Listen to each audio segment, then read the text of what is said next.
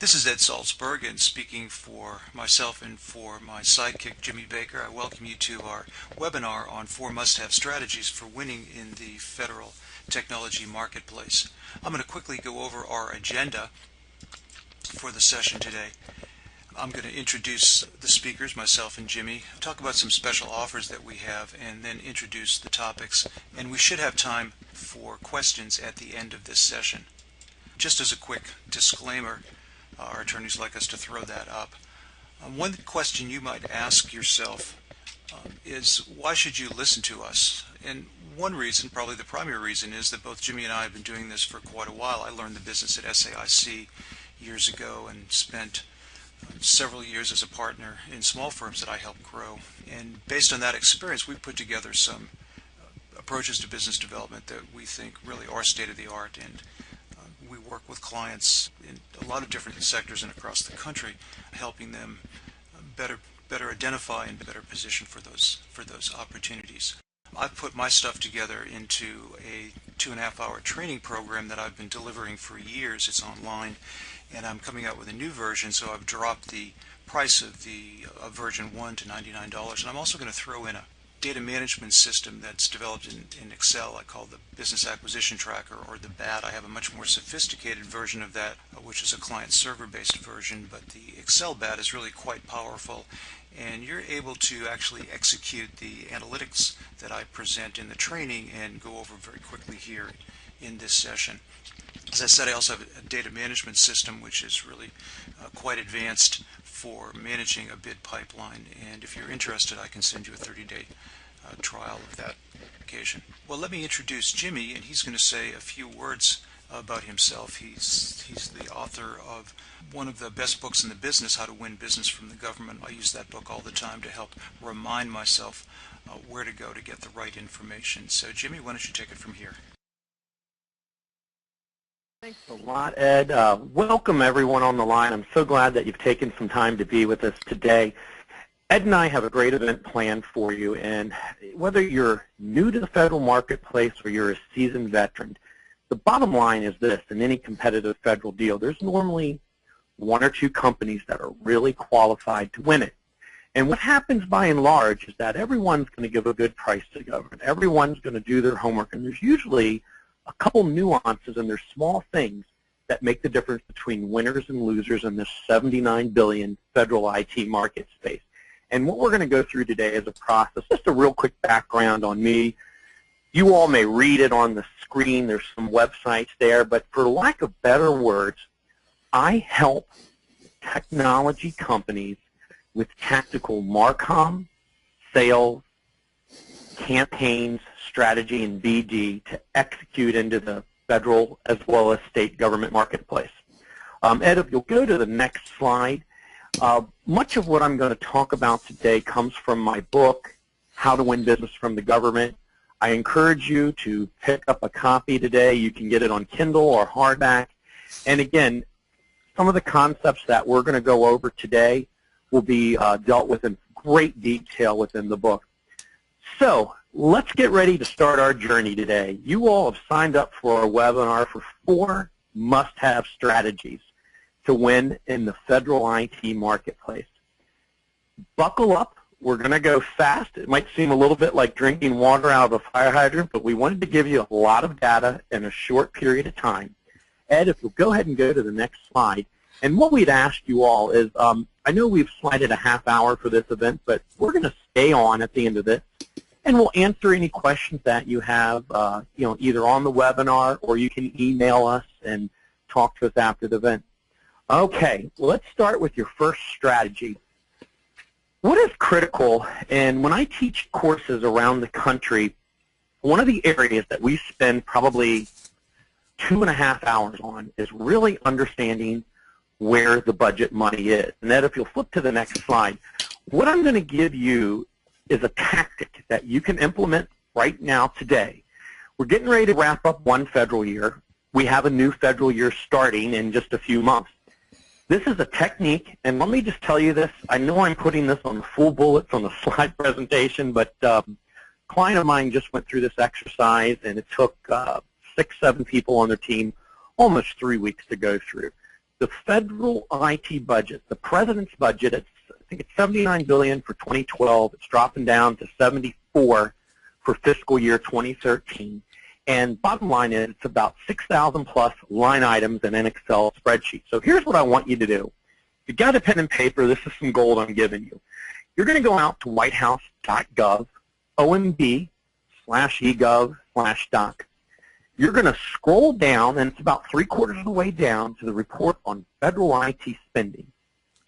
And what you want to start doing is you're going to make a short list of what your company does. And we're going to show you a technique that you can go through the budget to find out where the new money is. Ed, if you'll flip to the next slide for me. Now, when you pull into the federal budget, you're going to get this listing of a bunch of different numbers. And what you're going to have to do is figure out where the government is spending money to what your company offers. Now, we've got a couple columns highlighted, and what I want you to stay focused on today, if you're looking at your screen right now, there's 3 columns highlighted in yellow. The middle one, it's something called DME. D for development, M for modernization, E for enhancement. Also, when you're a sales and marketing guy, it translates into the new money. What I want you to pay attention to is where's the new money going into federal programs that your company should look at. Next slide, please, Ed. So here's a technique that you can do. Whether you're a CETA engineering company, a cloud security company, web developer, mobile app developer, no matter what your company does, you should make a list of 15 to 30 keywords that you do. Let's take some of the big ones: cloud, security, web, mobile. And what you're going to do is put these on a sheet, and using a simple, if you're on the Mac like me, it's Command-F feature, you're going to go in and find where those dollars are that surround what you do. And again, you can see on this spreadsheet, we highlight one column, and we're looking for new programs that may be of interest to you. We're also looking, the other thing that you'll look at is what's called O&M dollars, operation and maintenance, steady state, and that's the total money that goes into a program. So after you get done looking at where the new money is, you also want to look at big programs that have an increase in them. And again, this is where you're going to begin to figure out where you go in 2013. Now, we don't have time today. I can tell you this is broken out in my book, but what you get is a description of where it is. The budget tells you which office it comes out of, and ultimately, you should be able to go out for each of these budget line items, find a business case, be able to find a program manager, and go have a sales call with someone about these budget line items. Government's not perfect, so it doesn't always line up that way, but in a perfect world, you would be able, in theory, to do that and be able to track these things. This is an excellent exercise for your marketing, sales, and BD folks, because it answers you as a company. The bottom line is, if you're chasing a deal with no money in it, and Ed, we can go ahead to the next slide, what are you doing? It's very easy to drink our own Kool-Aid and say we do X, Y, and Z, but if we're really not following what our government customer is spending on, it doesn't matter. Now, we're going to go through this next section really quick, but after you do the budget and you have an idea that, let's just say your target agency is Health and Human Services, and you're able to say, we do mobile web apps, and we know for the 2013 year, they're going to be spending, I don't know, $500 million in mobile app development, of which, $50 million is new money, and here's how we're going to go do that. That's one part of the tactic. The other thing is you've got to fundamentally understand who, what, and how your customer is thinking. This is where I see a lot of companies break down on sales calls, marketing campaigns, is they make it about them and not what the customer is going through. First, I'm going to show you a couple of different areas we're going to look at, where you look at contracts, how you figure out an agency strategy, and ultimately, and this is a piece of gold I'm giving you, where you go out and find the business cases for the agency's IT projects. Let's go ahead and go to the next slide, the next 2 slides. We're going to take a look at contracts right now. Now, typically, and Ed, we can go ahead and bounce to the next slide. Typically, there are a bunch of places you can look for contracts, but I wanted to highlight an idea for you. On any federal deal that I've ever been a part of over the last 20 years, there's usually a contract strategy, a demand creation strategy, and a teaming, partners, or priming strategy that you have to put in place. Those are three critical parts. Here is where I go to understand what's going on in an agency. And again, I realize there are a lot of services out there. All that data stems from the federal government, and I want to show you some ways to think about these. Ed, let's go ahead and flip to our first slide at FedBizOps. Now, I realize I'm showing you something that you all know, and there's the rumor, hey, if it's already in FedBiz, I should have known about it. Well, it's true. But here's what I look at in FedBiz with the different customers I work with. I'm interested in source of salt announcements. I'm interested in pre-RFPs. I'm interested in market surveys, anything that you're doing, and typically I put filters on this, and I'm looking in the agencies that I'm targeting for anything that pulses out of here. Next slide, please. USAspending.gov is a phenomenal site, and again, I've just showed you a little glimpse. Sometimes when we go into a new agency, if we're a large business, it's really important to know who we're competing against. If we're a small business, it's important for us to figure out where we play and what the landscape is. You can see here some of the top contractors, and again, USAspending.gov, we could spend a ton of time. Great site, get to know it. Next slide, Ed.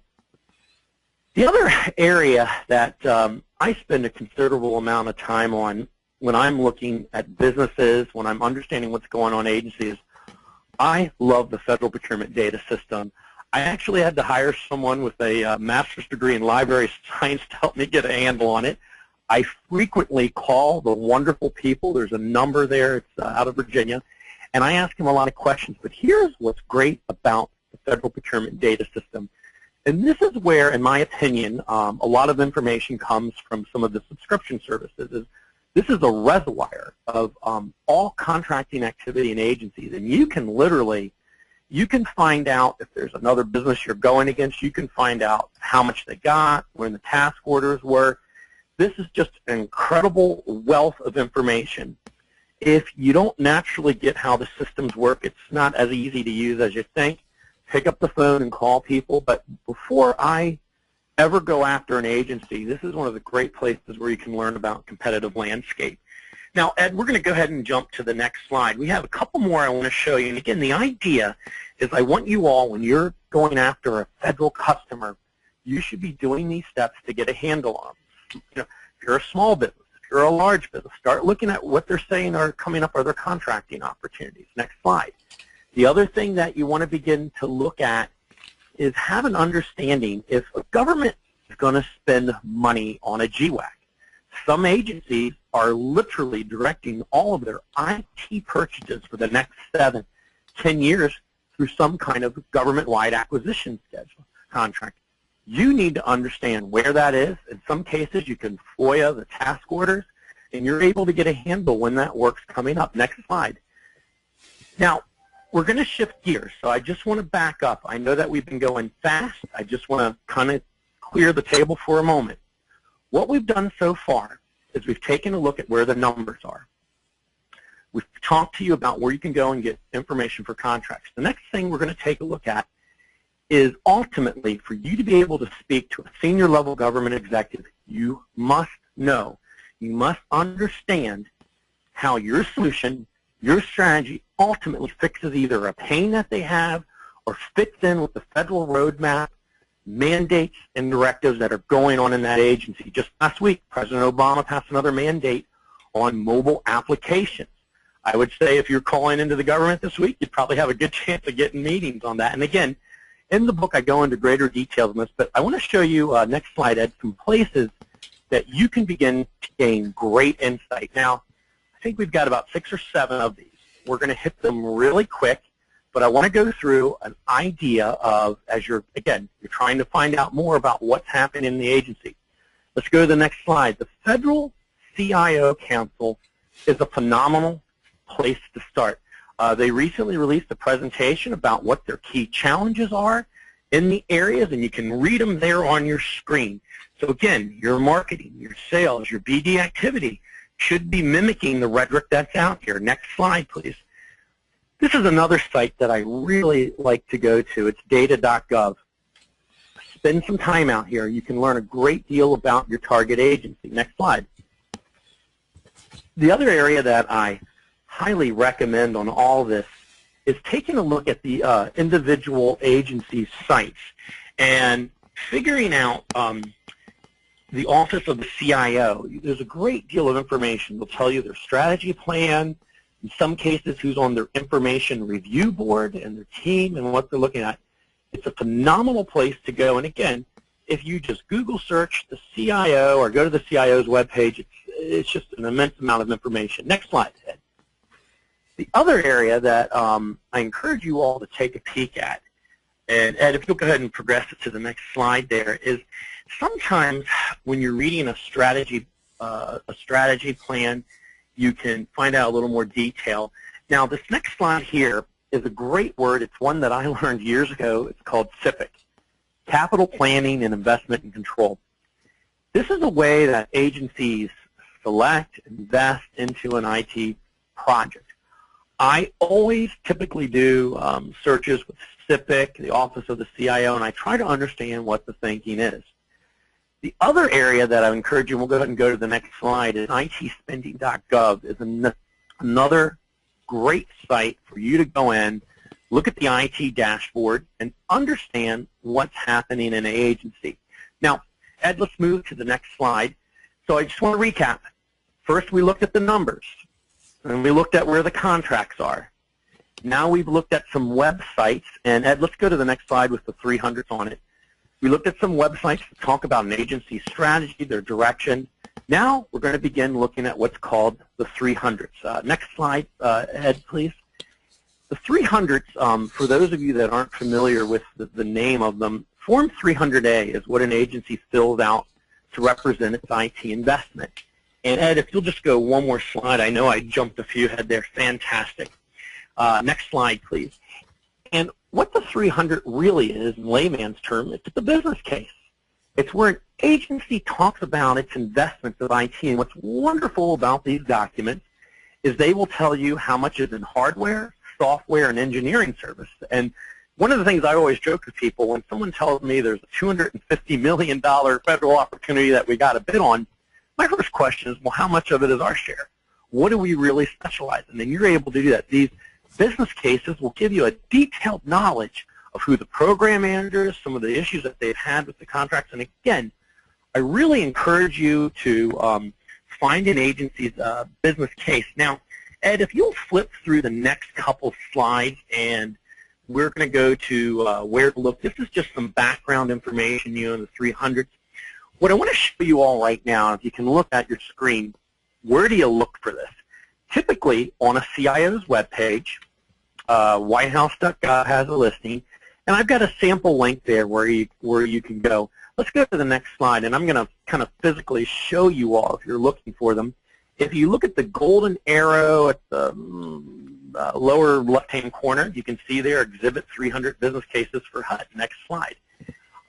Other areas, other agencies will list, redacted Exhibit 53s, and Exhibit 53 is what's in the President's IT budget, and you're able to go through and click and pull these things. So again, I just want to wrap up, and Ed, let's go to the next slide. I want to take a moment before I hand things over to my colleague, Dr. Ed Salzberg, just to understand the journey that we've gone on in this very quick time frame. We've looked at the numbers. We've looked at where the contracts are. We've looked at strategies, and we've gotten a handle on an agency's business case. So as you're planning your 2013, this should give you an idea of where you can go and drive business from the budget, from contracts that are expiring, to looking at new solutions in this age of more and more disconnection. We're in a citizen-centric time right now where people are looking for solutions on mobile, unsecured devices right now. They need to become more secure. So there's a lot out there that you can figure out money to chase, RFPs to go after, and then ultimately solutions that you can go in with an unsolicited proposal from the top down and offer senior federal management. With that, it's my pleasure to transfer things over to Ed. Ed? Thank you, Jimmy. And I always like the way you do that because you bring a systematic approach to identifying where the money is and really helping people come through the fog of all of that information and give them a way to start. It's much harder. It's easier said than done. I will tell you, when I do this for clients, I spend a good month looking through this. But again, you will find gold, and you will. Ed, I'm sure you've seen it. I've seen too many people around the Beltway where they'll pull an RFP from some subscription service. They spend 6 months chasing it, only to find out the deal's unfunded. And I've seen a lot of people make that mistake. I've seen a lot of marketing programs just be ill-informed of what their client really needs. And, you know, Business 101 is identify with your client's needs and know what they're spending their money on. So, again, and I think a lot of this will flow into, you know, what you're about to talk with as they get ready to put this into a pipeline and chase it down. That's right, and the same systematic approach is necessary in management of the pipeline as well, so that you're not wasting any money. Not only do you want to not go after opportunities that are not funded, you don't want to go after opportunities that you just absolutely can't win, regardless of what your credentials are. It's a competitive market. I go through a lot of information, and I pulled some of that out here for my training program. I'm going to quickly talk about health measures that tells you whether or not you've got a really healthy or unhealthy backlog of opportunities, something about bid frequency and how to scale your resources so that you're bidding enough to meet your financial goals, not too much so that you're not putting in qualified bids, and not too little so that you're going to fall short. And then a couple of other things about a bid decision framework and pipeline velocity. And I deal with opportunities themselves, so I'll line them up and help clients find a way to win them. And there's always a way to win. Doesn't mean you're going to actually win, but there's always a way to get through to a winning argument. Sometimes not in time for that RFP comes out. So it's just like in the budget process, you want to know where the money is. You're not going after things that you can't win, that are empty buckets. In terms of capture and pipeline management, you want to make sure that you're asking yourself questions and getting eyes wide open answers to how well you're positioned to win. Because even if you do have the right credentials, it does not necessarily mean that you're going to be competitive in the eyes of the client. So what separates the firms that are consistent leaders, win all the time, from the average firms? And it's really very simple. The profiles are the same. The difference is that the real leaders have short treads and steep risers, which means they bid and they win more often. They bid and they win more often. They don't bid things they can't win. They bid things they can win. And pipeline management, the kinds of things that I do, is all about determining what things you can win and what you can't. I've learned from experience that there's kind of a fog of information out there, and staff, even very experienced capture staff, don't know where to start. Has there been scope changes? What are the thought leaders? Are the program changes? Where's the money? There's so many moving parts here. How do you actually get started? You need a systematic approach to do this, just like the approach Jimmy provides in the identification of the dollars. A systematic approach to management of your pipeline is really essential as well. I use a 5-part staging process. I call it the bid decision framework. It's not magic. If you were to sit down yourself and think this through, you'd probably come up with something similar. It's very much like what Shipley and some of the other capture training programs do, but I do one thing different. I simplify each one of the stages down to answering one question at a time, because the order of the questions are really important. So if you have a set of opportunities that have become stage 1 prospects, which means in the way that I do this, that you have the ability to do the work, not necessarily that you're going to win, but you have the ability to do the work, and you've screened out things that you absolutely couldn't win. If the firm won, you'd protest in the national interest. The only question you need to answer to get to stage 2 is whether or not there's an organization out there that has a lock on that work, and there's real reasons why incumbents are not going to lose, regardless of what you hear about how bad their performance is. It could be that they have a certain data set, a certain data system. They may have a network into the field that can't be duplicated. The client has to have that. They're the low-risk alternative no matter what you hear about them. Until you answer that question, the rest of the questions don't matter. Whether the client would really prefer you if the world were different, whether the client knows you, whether they like you, whether you have unique skills, none of that really matters. So if the capture team is focusing on that one question early on, it does give you the ability to get opportunities off your list really, really quickly.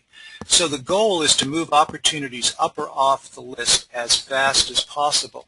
That does a couple of things. First of all, it means that your list is always a credible list. It's always a real pipeline of opportunities, rather than a bunch of things that you may not bid, and if you did, you probably wouldn't win. Management needs to know that, and very often, even with large firms and experienced firms that I deal with, they don't have a very well-established bid pipeline or bid pipeline process. So a good systematic process could run it through the 5 stages. If you simplify each of the stages down to the one question, it does give the capture team something to focus on, and it kind of cuts through that fog of understanding to get them to really produce and determine which things can't be won so they can get off the list as quickly as possible. At SAIC, when I was there in the 80s and into the 90s, we were very, very good at identifying opportunities we couldn't win, get them off, and take those dollars and reinvest them in the opportunities that we could win. We could squeeze an extra bid or two out of our BD budget, and that really leads to explosive growth overall. I use 4 health measures to determine the kind of the heart rate and the lung capacity and the temperature of your bid pipeline. I had a college professor that once said, if you can't measure something, you really don't know much about it. I don't think that's universally true, but it certainly does apply to winning government contracts. You need a systematic, measurable approach to really beat the best of the best consistently. So I break those stages down into groups, and the early stages I call the leads backlog, and it's a measure of the vitality of your marketplace. Not really anything about your process, but the vitality of the marketplace. If you follow Jimmy's procedures and you can't find anything, that means your marketplace is not very, very, very vital, and you've either got to change the services or look for a new set of clients. But let's assume you do have a bunch of leads that you're moving through. The next grouping I call the qualified leads backlog, and that's a measure of the vibrancy of your pipeline. How good is that pipeline? And I use a benchmark number to compare against for each one of these measures. And finally, the stability of your pipeline are the later stages opportunities, those things that are either in or about to go into the proposal stage. A critical concept is firm contract backlog, which is the source of revenue from known sources.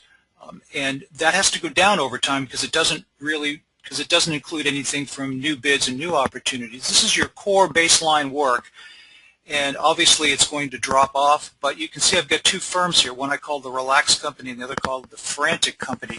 Which one would you rather be? One with a backlog that's really firm going forward, which means they've got a lot of new stuff in there, or the firm that looks like its backlog is really running out, it's going to have a lot of trouble keeping the lights on and paying its staff. But let me just continue and take a look at some of those other benchmarks or backlogs. You need to have some benchmarks to really measure these against to determine whether your pipeline, the sections of your pipeline are healthy or not. And I have ways to do that working with clients. They're different for different clients, but there's a lot of similarities in there.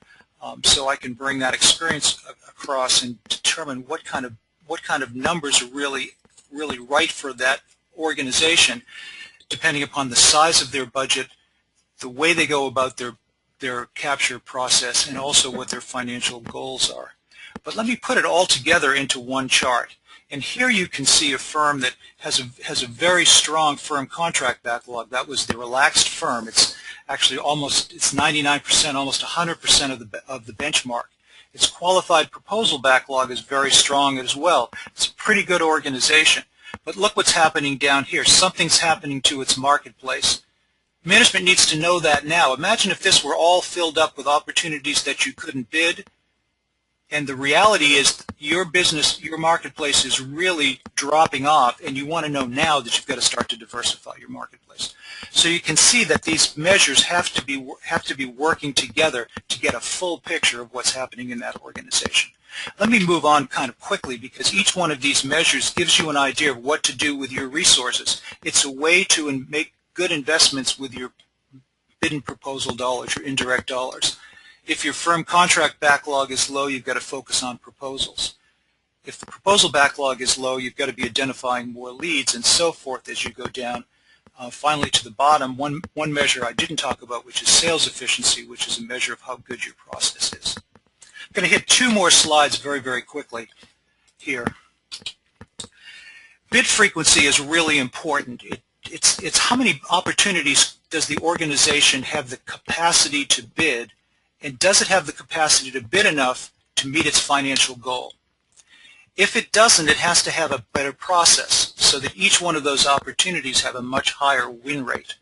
So the win rate, the number of bids, the amount of resources that an organization has to invest all work together to determine what the optimal number of bids are. Too many bids and you're not likely to win that many because you're going to be spread too thin. Your quality is going to drop. Too few and you don't have the likelihood of meeting your financial goal. Finally, this is something I call the Business Acquisition Tracker Map, the BAT map.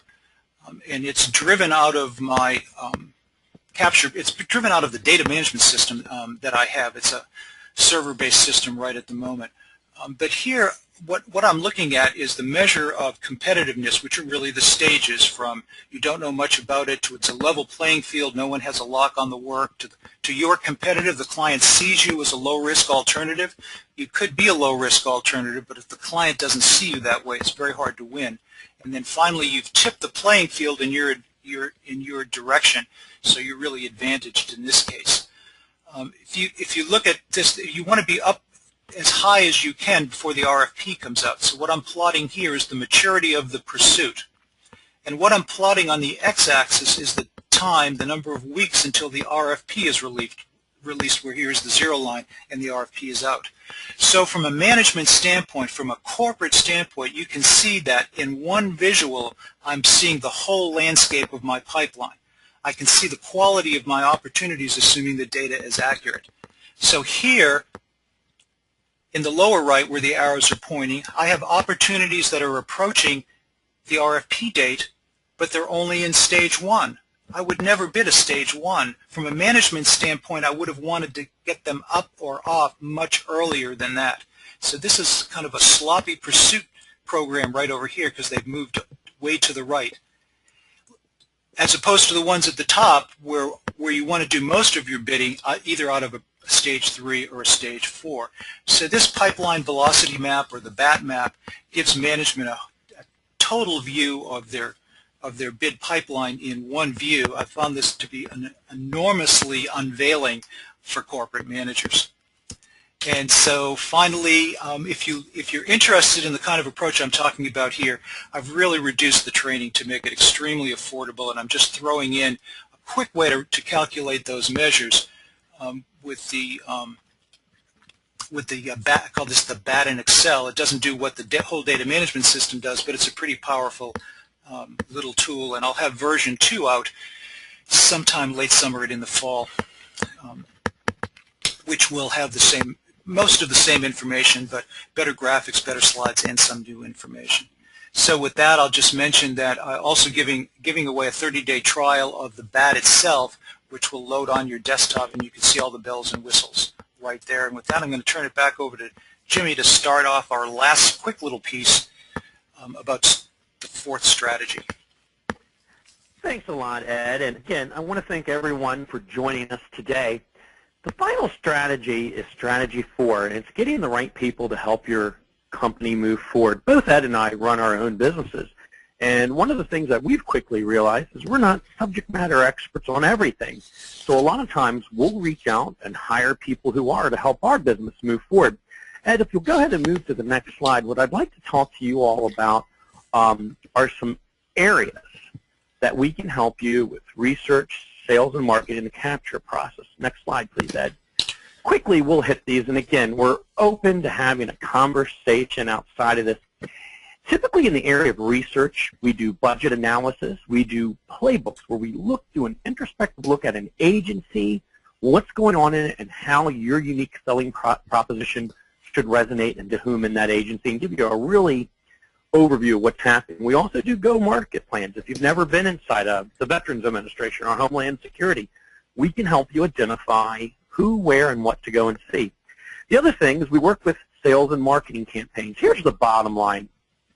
Having done this for 20 years, there is a single complaint that resonates in between both sales and marketing people. Marketing says sales never follows up on the leads, and sales says marketing leads aren't any good. And one of the surefire ways to bridge that gap is to create a channel or Marcom and lead gen campaign based on good data, good information that will ultimately help grow your company. I also work in BD support capacity as well as companies. And then as you move on, and some of the stuff that Ed went over today, and if we could just do a quick show of hands virtually, if you've ever lost a federal deal, and my hand's up, I bet you some of the stuff that we talked about today you didn't do, and that's why you lost. And one of the critical things, and again, whether you're a giant or a company growing up, you better make sure that you understand how you are really viewed and positioned with that customer, how to frame your proposal, because I will tell you this, your competition will absolutely know how to ghost you. I have seen in my short 20 years, I've seen proposals that have been literally won outside of the proposal. I have seen ways to keep stuff off the radar. There's a whole lot of information that goes on in this. And again, Ed's approach can really help you all stay away from wasting your time on things that you shouldn't be bidding. Now, I'd like to shift gears. I know that we've had a couple questions come in through the chat, but it's time for your questions. And again, Ed and I will be happy to stay on the line. We've had a couple people ask, is there going to be an audio recording of this? Yes, there is. We've had a couple people ask if they can get a copy of the slide deck, and we'll try to make that happen. So I'd like to just take a breather. If you want to unmute your line, and if you have a question for us on anything that we covered today, we'd happy to spend a few minutes answering it for you. I'm going to open it up to the floor now for questions. Hi, this is Steve. I have a question. Okay. Go ahead, Steve. Yeah, I asked this on the online chat, but I'll just ask it here. Is I've been looking at some of these CIO pages that you talked about, and I find a lot of the documents that they put out there have dates. In some cases, almost always a year old. Some cases even older. I got to wonder how useful some of that information is, or does it simply reflect the fact that they haven't made any progress, or they've made progress, but they just haven't published those documents yet. So I got to wonder how useful some of that stuff is. Jimmy, it sounds like a question for you. The long and short is, yeah, there's not always going to be updated information, but here's the deal. As you're looking through that spreadsheet, if you can kind of visualize a spreadsheet and it's got a description of what they're spending on and the money, you ultimately should be able to back up that budget line item to an agency and mission goal. And sometimes what I'm more looking for in the agency and missions is I'm not looking to go after work where I got to compete against everyone. I'm looking, let's say, for an agency that says that, in 2013, we want to have a more citizen-centric approach to provide secured mobile applications. Chances are they may not be going, and I'm looking to go into a CIO and say, listen, I read this. We do this. Here's what I want to talk to you about. And again, my only response back to that is that to resonate with them, your language, your rhetoric going in should reflect in some way what their challenges are. And typically, you should be able to find, and this is the other area I didn't get into on the presentation, and like I said, get the book, it goes into more detail, but one of the other areas that I spend a great deal of time hunting when I'm out doing a go-to-market analysis is I'm looking at the Inspector General reports. I'm looking at areas that have been reported that have problems in agencies. I'll go and read those reports, reflect back to what that agency's mission goal, and I'll do it. The other thing, Steve, that I would just pay real attention to is start looking at the funded and unfunded mandates and directives in that agency. I give you an example. I'm sure many of you remember, 4 or 5 years ago, I was consulting for HP and VMware, and I remember that the government had an energy reduction mandate in all server data centers it was an awesome time to sell and market. We were going in there. They had a mandate. We had proof how to get them, you know, for 8 servers to 1, and it was great. We understood their language and their mandate. Obama last week came out with a mandate for mobile. So again, pay attention to those things. And again, what I'm looking for when I call into an agency is a way to be able to take a couple sentences to let them know I understand their business and try to show them how we meet what their current situations are. And Steve, I can do, my email is here on the presentation, but it's james@jamesjbaker.com. And if we need more information, I'm happy to talk with you offline, okay? Yeah. Got it, thanks. Yeah, it's also Sure. important, it's also important to confirm the information that you get regardless of what the source is, and you usually have to call the contract officer and get into that agency to make sure that that information is accurate, because it isn't, you know, it's probably 80% accurate from the various sources. But typically, in any given organization you go after, and I've interviewed ex-CIOs and gotten this from their, you know, word of mouth, is that there is an information review board that will typically on the government side, they're senior decision makers that look at the solutions coming in. And what you need to understand is, let's say, you know, an agency strategy says we want to be a secured enterprise doing blah, blah, blah, blah. You might really need to do your homework and figure out who's responsible, what's the realities, and what the real issues are. You know, keep in mind, we've had mandates for electronic health records. I can't tell you how many agencies I've gone in and said, well, that's not really a challenge for us because most of our stuff is still in paper and in boxes. I mean, you've got to begin to kind of think about it when you're looking at these directives and mandates. The other thing, I just want to point this out. For those of you that were around in Bush 43's administration, he did this really neat thing called expectmore.gov, and I loved it. I wish it was still going today. But he would literally rate all the government programs as doing well or bad. And for a sales guy, it was great because you'd go in and find the program that was, you know, having trouble, and you'd call him and say, hey, I can make you better. But what Obama has done with performance.gov, he said, okay, we're not going to rate ourselves like that anymore, but these are the areas that, and I think there's like 6 of them. If you go out to performance.gov, they're there. These are 6 critical areas that you better make sure you're on top of. So again, when I'm working with clients and we're going into an agency that has challenges with that, I reflect on those kind of themes into my cold calling that I do, as well as you know, email, webinar, any kind of marketing campaign that we do. Jimmy, we got a question about ghosting. What does ghosting mean? Ghosting by the competition. What ghosting is a term. Let's just say I'm bidding against your company in a deal, and I'm going to start going out and I'm looking for any kind of dirt I can find on you. I want to make sure that when my proposal goes on, let me give you an example. Let's say it's a proposal to manage a data center in rural America, having a backup plan for tornadoes, and my company has done that successfully. What I'm going to go and try to do is I'm going to look at the people bidding me, and I'm going to say if they can't do that, it makes them weaker and puts the government at risk. And again, they're going to be looking at finding your faults. One of the worst mistakes I've seen companies make in this is I've literally worked with companies where they give references and the references don't like them. You better make sure you don't have ghosts in your closet, because I will tell you, there are a bunch of people like me that are looking for them, and we're looking to help our clients gain that competitive edge. And what you don't do will be pointed out, because my goal, and like I said, you know, if we're even price and it's competitive out there, I've generally found, and I've tracked deals, I've won them, and it's usually those 1 or 2 small things. And so the other thing that I've seen a lot of companies do, and I'm thinking of one deal in particular at the Department of Energy, where they knew it was a 20-page proposal response, and they couldn't possibly get all the information that they had in.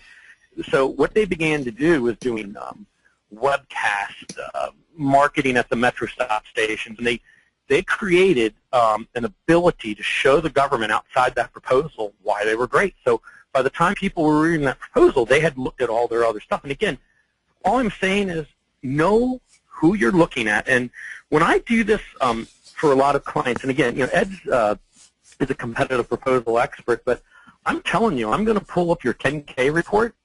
I'm going to look at the money in your company. I'm going to look at who you're hiring.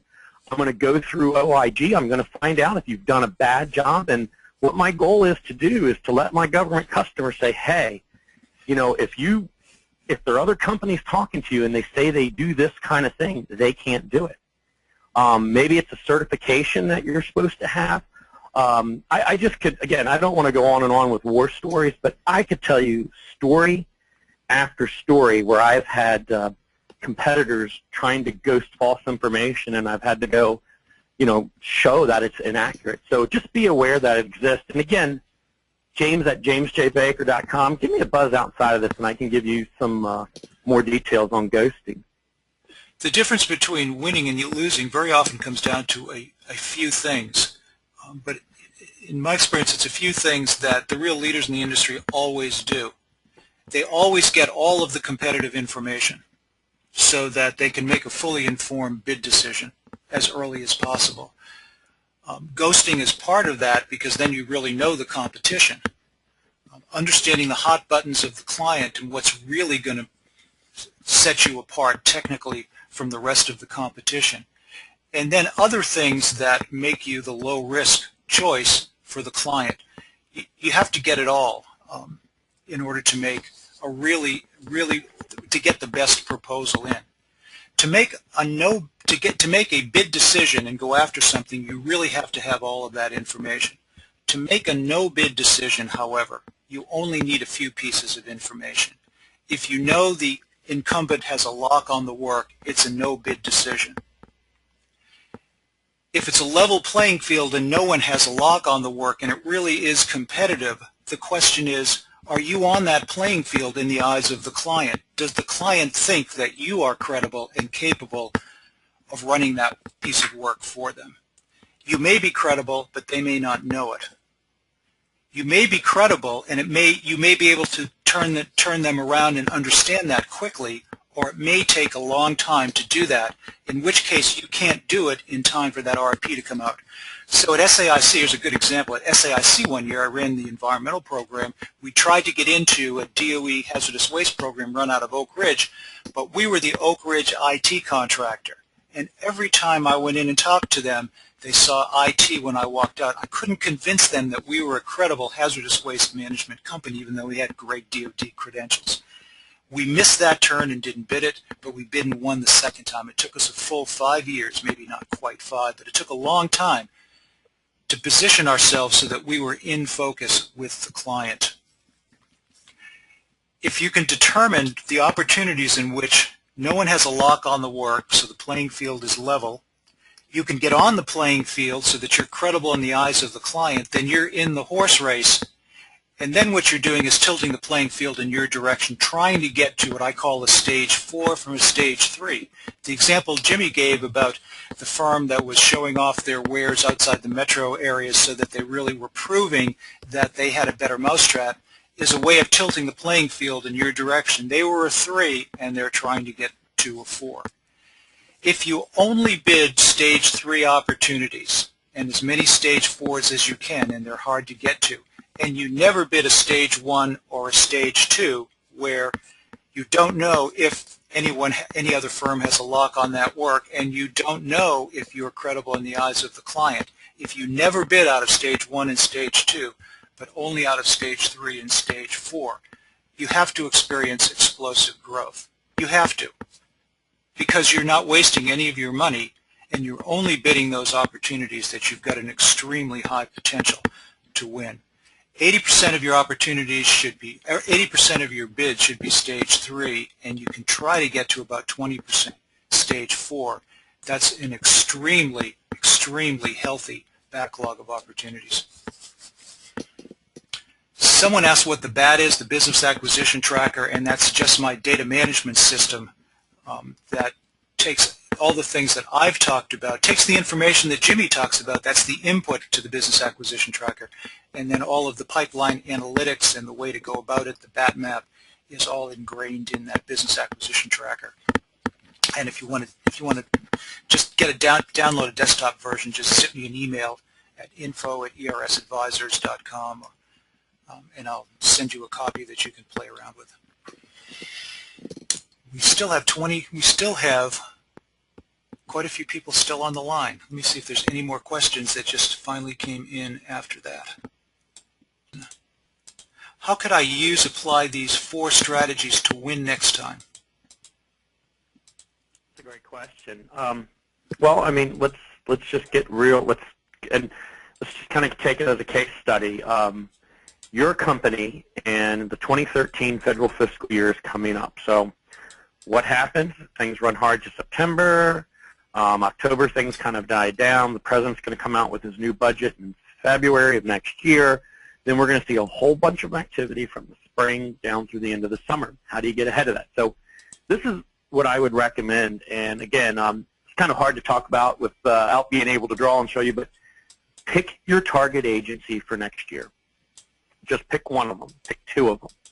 Go through all the Exhibit 53s, the business line items. Understand where they're spending their money and fundamentally ask yourself, can I help them? Once you've done that, and this is, by the way, much harder to do than say, once you've done that, what you need to do is you need to spend some time understanding what contracts are in place. When you go through the budget overview, is you're going to find some newly appointed programs where there's no incumbent or anything. You're going to find other things that have a bunch of steady state dollars, but they could be programs that are going out for recompete. It's a very different message if you're a small business than a large business. Just keep in mind, the goal of a small business program is to get new small business in there and award contracts. So if I'm a small business, I'm looking to replace someone in there. If it's a larger deal and you're going against a giant incumbent, remember, there's a gray line between the big boys and who the government is, and you need to, clearly understand it. But what I would do is I would begin running the numbers. I would look through at what's coming out of the procurement, whether it's a procurement service. Honestly, everything stems from FPDS, and when you get those subscription services, they are calling a program manager and asking them what's going on. Is it going to renew? That's the worst place you can get your information from. I find a lot of them at best are about 40–50% accurate. I spent about 10 years working at a boutique consulting firm in the Tysons Corner area, and we weren't even allowed to use subscription. We had to do all our own work to help clients. So do your own homework. Talk to people. And ultimately, you should be able to take some of these numbers and deals coming up, whether you put them in an Excel spreadsheet or, and you should start being able to weight these deals and say, okay, this looks like we should look at it. And then as you begin to pursue it and you get to that point where you're ready to make a bid or no bid decision, you then begin using some of Ed's techniques to really understand, do you really have a chance to win this? I have seen so many companies over my years. Quick 30-second story. It'll get explained in more detail when we talk offline, but I was once out on Route 28 at a big pink team review.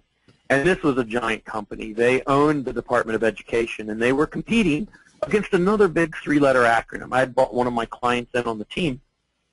So I'm in there. I knew a lot of the BD guys, and I said, they were going, oh, we're always #1. We do this service better. And I raised my hand, and I said, well, how do you know you're #1? Did you ever validate it? They looked at me like they wanted to, burn me at the cross for that. So I leave the building, I get in my car, and one of the senior people comes and says, Jimmy, what the hell were you talking about, or how do we know? And they did not go back in and validate their value proposition to the customer. They assumed it. And all I'm saying is if you think you do these things, maybe you think you're a subject matter expert in a certain field, but the government looks at it as they're the subject matter expert. You're just the provider of a tool. You may have a totally wrong view of who you are. And again, one of the best things you can do is go out or hire someone to interview your government customers and see what they really think of you. So again, back to the question, start with the numbers, look at what's coming out, and then move them into the proposal. And then for the marketing side of it is if your marketing people come to you and they say, in my book, and another shameless plug here for the book, but there's a whole section that I talked about the return on investment of a marketing program. Here's your bottom line, is you better have an ROI for anything that you do, and it better be able to generate leads, else it's a waste to do. I was a director of BD for a small startup, and I spent more time running around the DC Beltway going to meaningless shows with people that were there to get my pens and had no interest in talking to me. Spend your time investing and generating events. If you're not sure how to do that, that's something we can talk about. But pay attention, to the battle that's going on in the government's data centers right now. Microsoft, Cisco, EMC, VMware, IBM. Start looking at what they do. There's good places to follow. They do their homework. So, again, short answer, long answer to a very tactical question, and we'd be happy to talk to you more about that offline. Any other questions? That was the last actual question. Several questions about getting the slides themselves and also whether the recording would be available, and we'll get back to you with access to both of those. And Jimmy and I are also going to be doing some additional webinars, so we'll keep you posted on that, where we're going to do a deeper dive into each of these topic areas. So let's see, we are at a full hour, and I think we're at the end of the questions, so I think it's time to thank everybody for staying with us. I just saw a hand go up. Deborah Fryer, did you just put your hand up? Let me just unmute you and see if you have a question. I just had a question about getting the slides. Yes. We'll send them off to all of you. Okay, thank you. Great. Okay. Well, again, thank you very much, and please contact us, either of us, if you want some more information or if we can do anything to help you. But thank you very much for your attention on this webinar. Most of you stayed right to the bitter end, so I appreciate that.